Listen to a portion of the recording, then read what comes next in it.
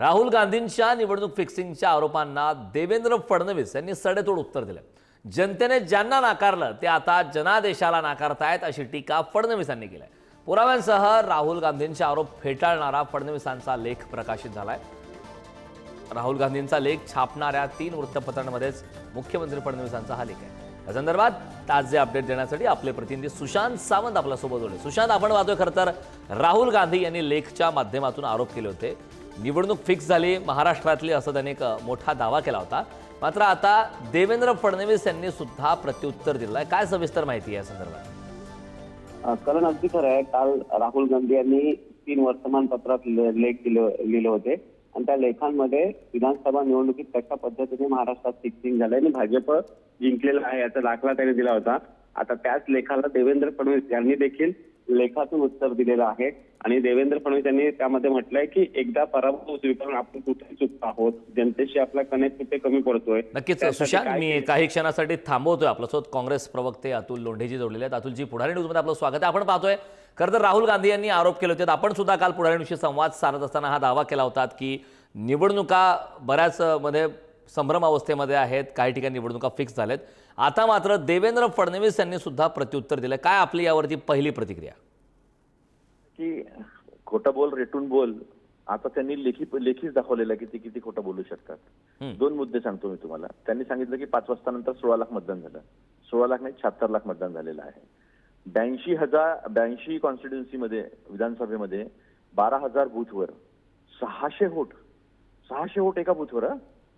10 तास लागतात एका वोटला। 1 मिनिट जरी पकडला तर 3 मिनिटं लागतात, पण आपण 1 मिनिट जरी पकडला तरी 10 तास कोणत्या बूथवर सकाळी 3 वाजेपर्यंत वोटिंग सुरू होतं।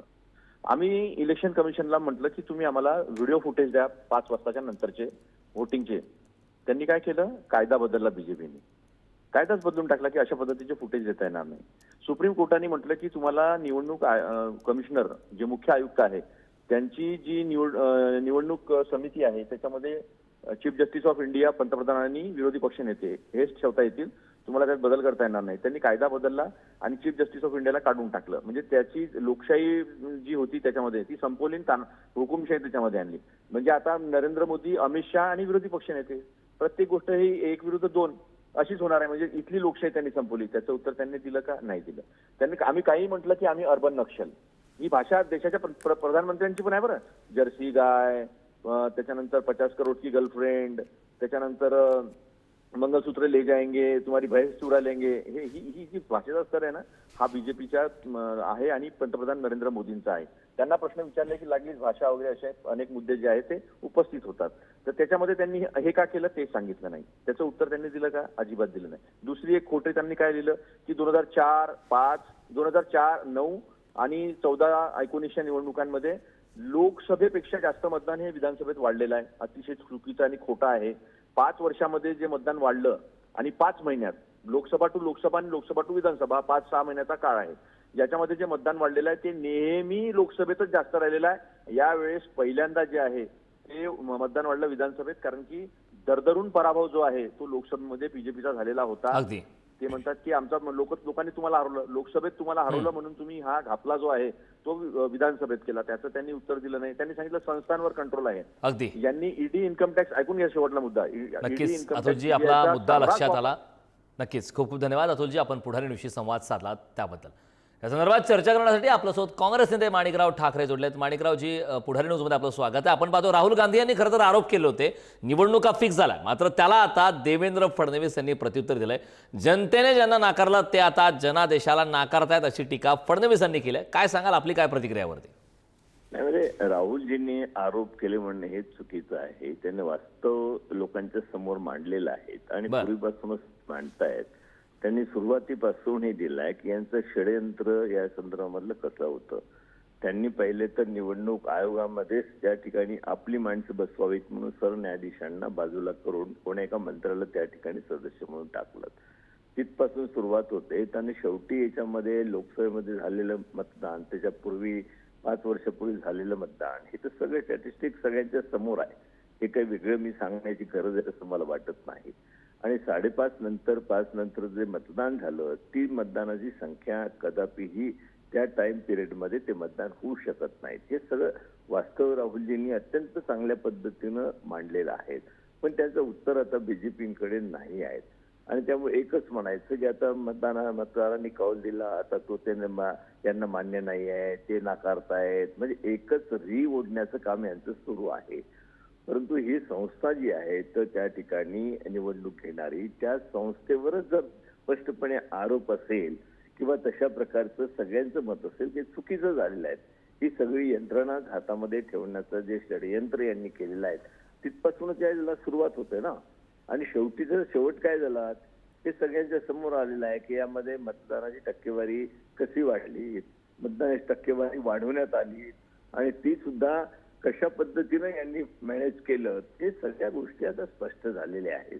त्यामुळे कितीही यांनी म्हटलं की नाही त्यामध्ये काही नाही, मतदारांचा कौल आहे, आता हे हारल्यामुळे अशा पद्धतीनं करता आहे, म्हणून हे यांना उत्तर यांच्याकडे नाहीच आहे.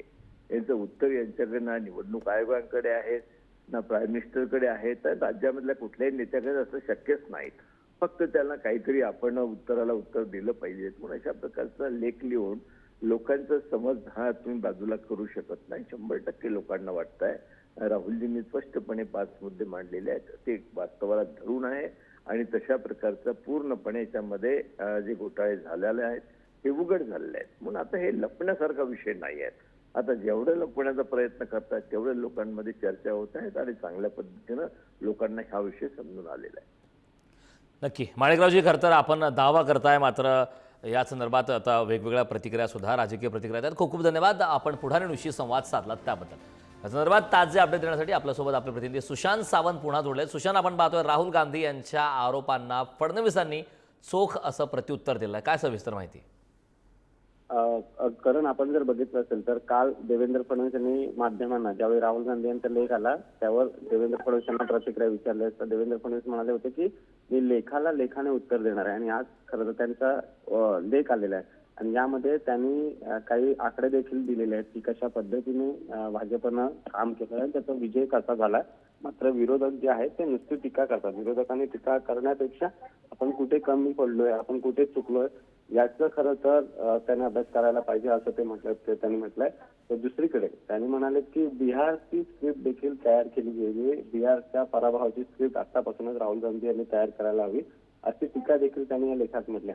त्यामुळे राहुल गांधी यांनी काल जे आरोप केले होते की महाराष्ट्राची विधानसभा निवडणूक कशा पद्धतीने फिक्स झाली होती आणि मतदार कसे वाढले अचानक, ज्या ज्या ठिकाणी भाजपला जिंकायचं होतं त्या ठिकाणी कशा पद्धतीने बोगस मतदार झाले असा आरोप राहुल गांधी यांनी केला होता. मात्र त्या आरोपांना देवेंद्र फडणवीस यांनी आकडेवारीतून उत्तर दिलेलं आहे. कोणत्या कोणत्या वर्षी कशा पद्धतीने मतदार वाढले याची आकडेवारी तरी या लेखामध्ये मांडलेली आहे. खरंच अगदी सुशांत, खूप खूप धन्यवाद या महत्त्वपूर्ण अशा माहितीसाठी. राहुल गांधी यांच्या आरोपांना देवेंद्र फडणवीस यांनी चोख प्रत्युत्तर दिले. खरं तर महाराष्ट्राच्या निवडणुका या फिक्स होत्या अशा प्रकारचा दावा, अशा प्रकारचा आरोप राहुल गांधी यांनी केला होता. मात्र त्यावरती आता देवेंद्र फडणवीस यांनी सुद्धा आता प्रतिक्रिया दिलेली आहे. ज्यांना जनतेने नाकारलं ते आता जनादेशाला सुद्धा नाकारतायत असं म्हणत देवेंद्र फडणवीस यांनी लेखाच्या माध्यमातून राहुल गांधी आणि काँग्रेसवरती टीका केली. आगामी काळात राजकीय नेमक्या प्रतिक्रिया काय येतात हे पाहणं महत्त्वाचं आहे. मात्र